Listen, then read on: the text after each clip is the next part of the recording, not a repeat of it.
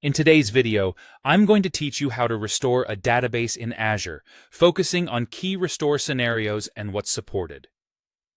When it comes to Azure SQL Database, which operates as a platform as a service, or PaaS, Azure takes care of backup processes automatically. These include full backups, differential backups, and log backups. However, the most useful feature for many users is the ability to restore to any point in time within a defined retention period.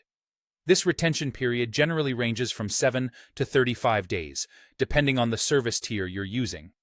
Another useful capability is the ability to restore a database that has been deleted, so long as you're within that backup retention window. One important note when it comes to restoring databases is that the restore operation always creates a new database on the same server. There isn't an option to overwrite the original database directly, so you'll always be dealing with a newly created version. Now, let me guide you through the step-by-step process of restoring an Azure SQL database to a previous point in time. First, you'll want to navigate to the Azure portal. Once you're in, head to the SQL Server section, and from there, go to Databases. Find and select the database that you wish to restore. You should see an option labeled Restore. Click on it. At this stage, you'll be prompted to select Point in Time. If you're dealing with a deleted database, you should navigate over to the Deleted Databases tab instead. Once you're on the Restore Database blade, you'll notice that the Source Database field is automatically filled out for you. This is essentially the database you selected earlier. Next, you'll need to select the restore point using the date and time slider. Make sure this point is within your retention window, which is based on the service tier you've chosen.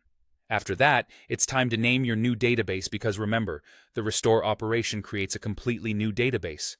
Therefore, giving it a descriptive name can help avoid confusion down the line.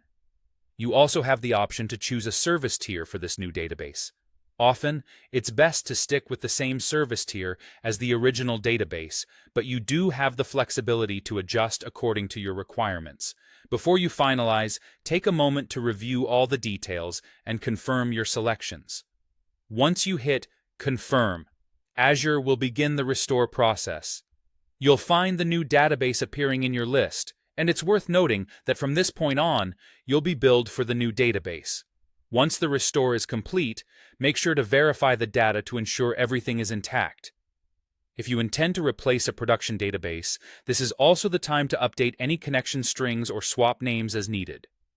With these steps completed, your database restoration process in Azure should be smooth and successful.